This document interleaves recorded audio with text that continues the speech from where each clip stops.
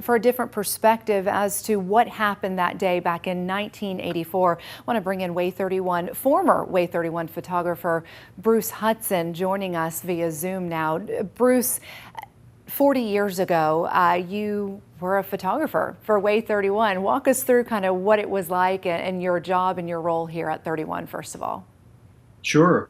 I was hired in 1980 by Mike Sullivan, the then news director, and I had no moving imagery experience. I was a still photographer, although I was, at some point originally from Huntsville. I was in Miami at the time, and I was shooting fashion and commercial photography and some photojournalism, and moved to Huntsville and took my portfolio up to 31 because they were looking for a news photographer.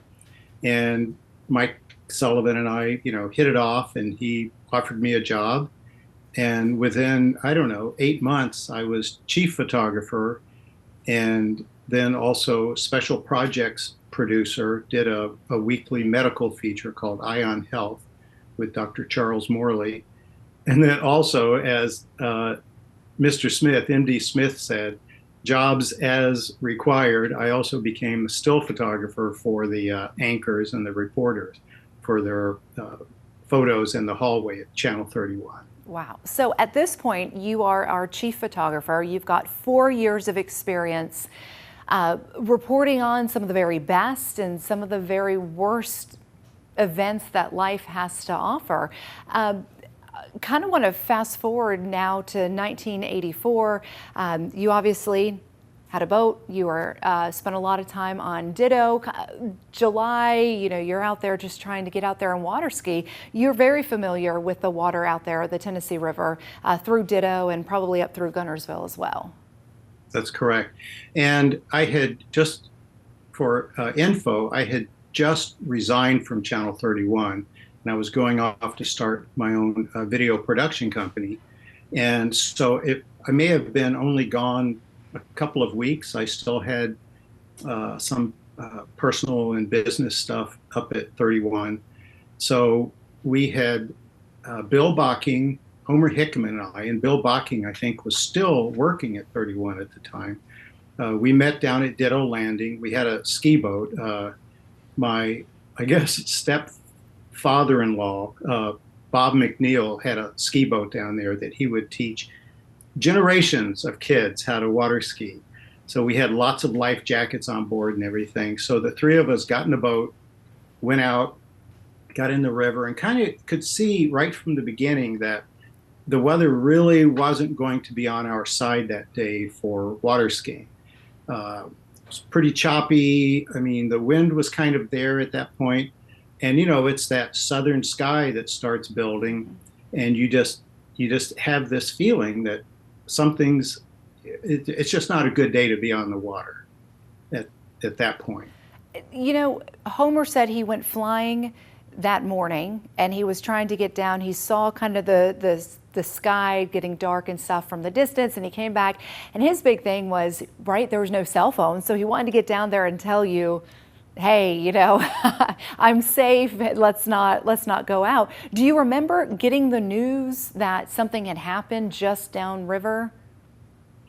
Well, as I said, we actually went out in the water and didn't, just kind of almost just did a circle to come back in because it did get choppy. So we had tied off at the dock, and we went into the little gas shack or snack shack that they have there at Ditto. And somebody had the radio on, and they were getting chatter from out on the surface that a boat had capsized. They didn't really say, what it was, but a boat had capsized. And if there were any boats in the vicinity with life jackets, if we could head back out there, if the boats could head back out. So we just looked at each other, and we had, we were all good swimmers, and we had lots of life jackets, so we just hopped back in the boat and just took off back out the river. And we had no idea where it was, but we could see some other boats that were out there. And as we got closer to this group, Tennessee River, it was dark water, and all we could see was just something sticking up maybe a foot off the surface of the water. And, we didn't realize that it was a flat bottom boat. Mm. And uh, so almost at first we thought, is that a barge? Is that some kind of flat, water vehicle that's out there? But as we got closer, we could see, the outline of the actual bottom of the boat, and that's what drew us toward the site. Instantly, you guys are trying to assess what's going on. Everyone's trying to figure it out. What role did you play in that initial response once you guys got out there? Well, we were able to tie off to it, and there were a couple of people on the bottom. I think it might have been the captain of the boat, or he may have been nearby, and said that there were people still in the vessel itself, inside the SCItanic. So the three of us stood there, and we kind of tested the water, and you couldn't see 3 feet into the water in the depth wise. It was just so murky. And so we kind of stood there. Homer did jump in and just came back up and said, I can't see, 3 feet in front of me, and you can't hold your breath to try to go down there. So initially we just stood on there and just kind of wondering what to do. And this other boat came up with 2 guys on it, and they had scuba equipment. And I think even then, and now even in hindsight, we were wondering, what were they going to do on the Tennessee River with scuba gear? Because you can't see 3 feet in front of your face. But these 2 guys decided they would hop in the water with the scuba gear and see what they could do. And almost immediately, one of them came back up, and he just was very anxious, and he just couldn't see a thing. So he came up and he said, I can't go back down. And Homer just said, well, I'll go down there. And the other guy who had come back up to the surface too, and I said, if you're uncomfortable also, I'll go down, because, Homer was it still is, a dive master. I had been certified dive master from Homer. And so we were both more than willing and able to go into the water. And the other guy said, no, I'm going right back down. So he just went right back down. And Homer took this other guy's gear, and he just followed, he just went into the water himself at that point. When Homer made those discoveries and started finding the people down there, what was that like when you realized that there were in fact people that were trapped, and now they're pulling up people that couldn't be saved? Well, the first one was probably the most emotional, because it was the first person that Homer brought up. It was a woman. And it still gets to me visually and emotionally that this, and as I said earlier, this 3 feet of visibility in the water, it was just like, and I hate saying it, it's such a trite saying, it was just like a film where I could see there were bubbles coming up from Homer's tank, but I could see this figure starting to emerge through this murky sort of wavy, water. And I could see her sari just kind of drifting off sort of with the current, off her. It didn't come away from her body, but just, it was like the wind was blowing it underwater like this. And her face was turned up toward the surface, her eyes were closed. And it was eerily sort of a peaceful approach to the surface. And she broke the surface of the water, and Homer was right there with her. And so Bill and I took her shoulders and just pulled her out of the water. And at first, we weren't sure how long they had been in the water like this. And so we started CPR. We attempted, it's like, well, we don't know how long she's been in the water like this. And the other guy on the boat who was standing over here, who I think, again, could have been the captain, said that it had been enough time that, there was no way you're going to bring somebody back. Could have been 15 minutes or something like that. So we tried a few minutes and it didn't work. So we put her aside very, very gently, on the other side of the bottom of the boat, and then went back to where we had last seen Homer. And, within minutes, it just became this, you almost say routine of him just bringing bodies up, and that Bill and I would just take them as gently as we could because we had to lift them, from at least a foot below us up and out, and then lining them up so that we could count until somebody said, that was it. That's the 11 people that were unaccounted for, and now they were all on the surface here on the bottom of the boat. And hearing from you now and hearing from Homer, you guys talk about that hope and still hanging on to hope. And then you talk about just finding solace in being gentle with these victims. Homer had kind of talked about, he's questioned why he was led there, why you guys were led there almost, he says, 20, 30 minutes too late, right? And he struggled with that for a long time. And he said he's okay knowing that he was gentle and that he was able to recover them for the families. That had to be, from your unique perspective, seeing this happen through television journalism as a photographer, seeing this, and now you are in the middle of it. What kind of went through your mind? Did you experience kind of that roller coaster of emotions as well? Oh, absolutely. Yeah, I'd been behind a camera my entire life, it felt like, since the 8th grade when I got my first still camera. And photography allowed me into situations in life, some of them very happy and friendly, and some of them potentially unsafe and at risk. And I guess I had always questioned myself, especially at 31, there were a couple of occasions. And even since then, moving across country to Seattle and shooting for stations and networks out here, that you just wonder, okay, at what point do you put the camera down and take part in what's going so that you're not just recording the story, you're trying to make a difference. And there were a couple of times when we were standing on the bottom of the boat, and when Homer had just gone back down again, where you just look around and it was so peaceful. The winds had sort of decreased, and we could see boats all around us, which was interesting because I could see a camera on one of them, and it turned out that it was 31's camera that was out there. But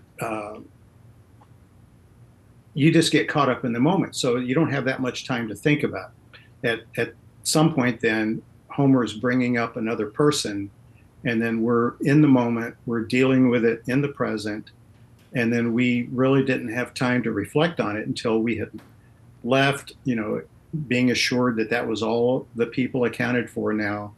And then you stand there, Homer comes up, and then you just kind of stand there and going, well, okay.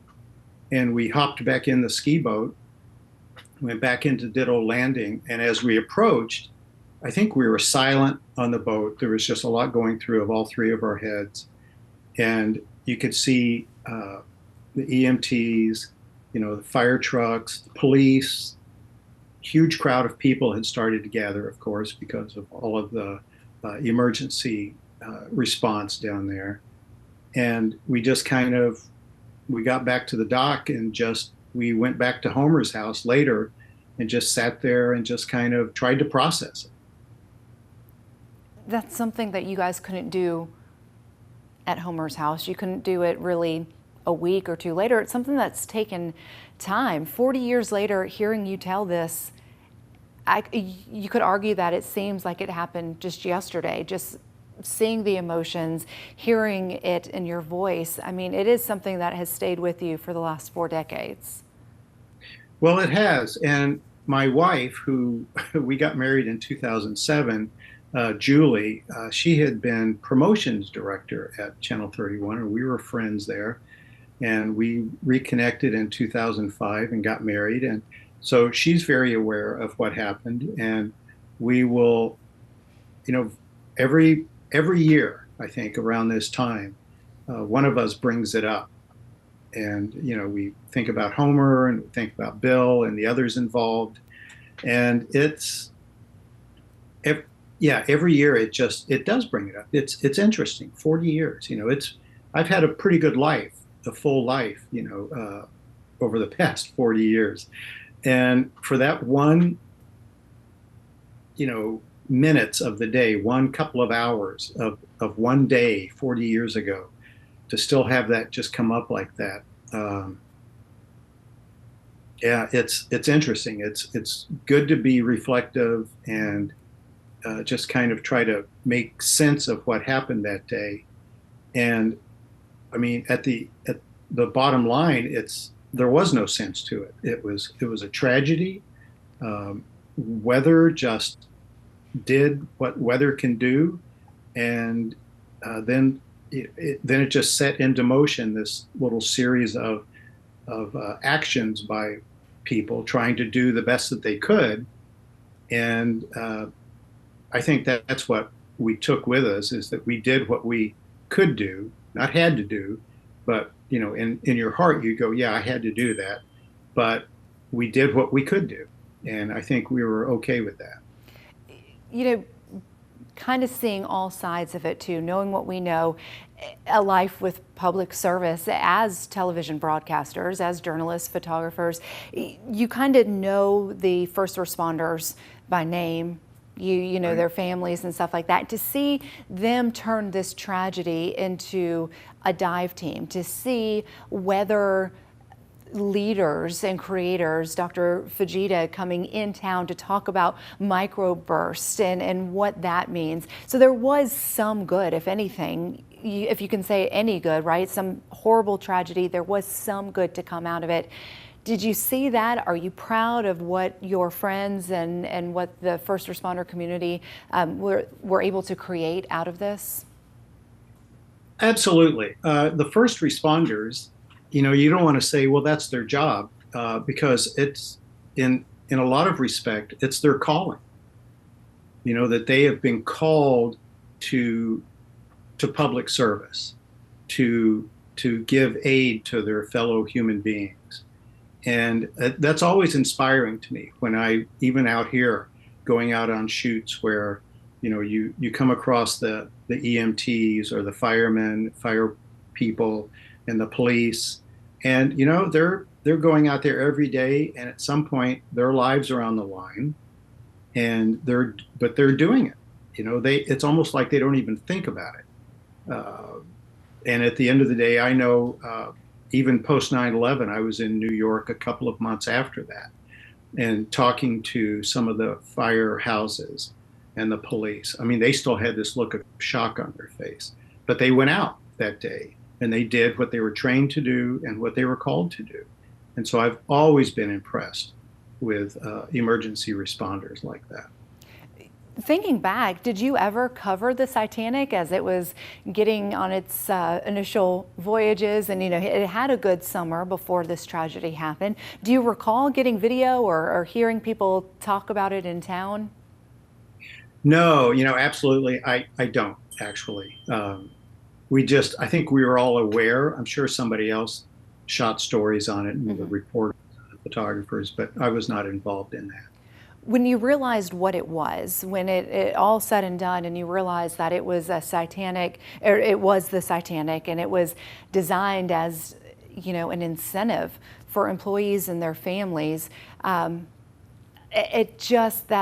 almost like a 1-2 punch, isn't it? When you hear that these people were just out there looking for a good time on the water, and to see that it ended the way it did. Well, and oh man, I think as humans we have this tendency to what ends up being overthinking something. Mm-hmm. And there are certain things in life that just happen, and that it just happens. Even today, if there's a car crash, if there are, accidents where people are hit by cars, or boats that run into bridges, in the Midwest. It's you have to just accept it. It's like accepting good and bad, and then how are you going to react to that? And certainly that day, I feel like everyone involved reacted correctly, with compassion and caring, and especially caring of trying to retrieve, those 11 that were on the boat. Um, and I hope that Homer and Bill and all involved, come away with that, and that they don't keep thinking about it in negative terms. I should have, could have, would have done something differently, because we did what was there, and that was all that we could do. And I just want to circle back. When we started this conversation, I said, being in our business, we see the very best that life has to offer, and we see the very worst that life has to offer. You had some powerful thoughts there about accepting what happened and move forward. What's the biggest lesson that you can share, for people who are just learning about this, or for people who remember this? What can you tell them about moving forward, and the strength that they need to find, and how they essentially to live in the present? Well, I think you just said it, Marie, is that we all need to just live in the present, uh, as a Buddhist sort of thought that all we can control is just what we're doing in this second, and we can't necessarily worry and overthink what happened in the past, and we certainly cannot get anxious and overthink what's going to happen in the future, because we don't know what's going to happen in the future. All we can do is just get up in the morning, be our best selves, which I almost hate that saying, but we just can be a good human being, treat others, with respect, and just know that wherever you are in life, you have a choice. You can change wherever you are in life too, in your mental ability, if you're able to do that. And if you feel like there's something that you can change, or you want to change about yourself, do it. Just little bitty steps. It's like they say, take 30 days to change a habit or something. And I try to think of that every day. What can I do differently? What have I learned from the past? That I don't regret, and do I have regrets? And I try to live like I don't have regrets, because whatever I did in the past, that was still me, but it was a younger me, and maybe not a fully formed me. And I like to think that today, reacting to things, I hopefully would react in a more mindful sort of way than I would have 40, 50, years ago. How lucky were your co-workers back in the 80s to have you here at WAAY 31. Bruce, is there anything else that you would like to add? Well, I really enjoyed my time at 31. I learned so much. When I first started there, they were still shooting on CP16s, so it was 16 millimeter film. And they were transitioning into video. And so that's why they felt like they could just pull somebody on who had photography experience, but not necessarily, with a film camera or a video camera. I've always been of the school that, cameras are just tools, and it's what's inside of you, and that what you can see or do that makes a photographer. It makes anybody. It's what you bring into your life. And so I had a great time at 31. Good people. We had fun things that were happening, even after covering tragic events, that you could come back to the station and have people that supported you and understood what you were going through, and, would actually reach out and say, are you okay after that? Because that was a really hard event that you just covered.